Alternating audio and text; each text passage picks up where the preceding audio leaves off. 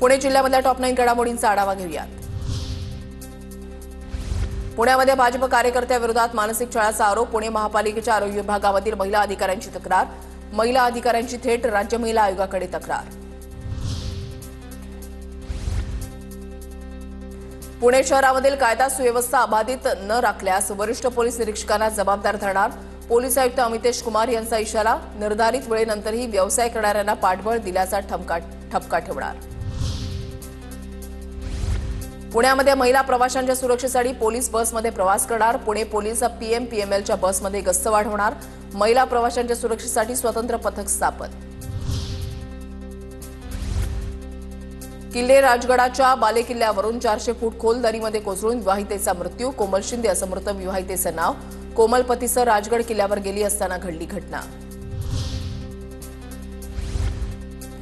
बंगळुरूच्या विजयानंतर पुण्याच्या गुडलक चौकामध्ये हुल्लडबाजी करणाऱ्यांवर गुन्हा दाखल।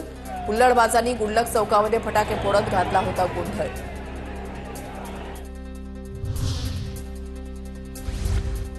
पुण्याच्या मंडई मेट्रो स्थानकाजवळ झालेल्या हत्येचा छडा लावण्यात पोलिसांना यश। अनैसर्गिक संबंधातून ही हत्या झाल्याचं उघड। पुणे गुन्हे शाखेनं अहिलानगरमधील रमेश सत्रे याला ठोकल्या बेड्या। पुण्यामध्ये पुढील 4 दिवस जोरदार पावसाचा इशारा। शहरासह जिल्ह्यामध्ये मेघगर्जनेसह पावसाचा पुणे वेधशाळेचा अंदाज। पुणे विभागामधून आषाढी वारीसाठी विशेष नियोजन। भाविकांच्या सोयीसाठी पुणे विभागामधून पंढरपूरसाठी 750 बस सोडण्याचं नियोजन।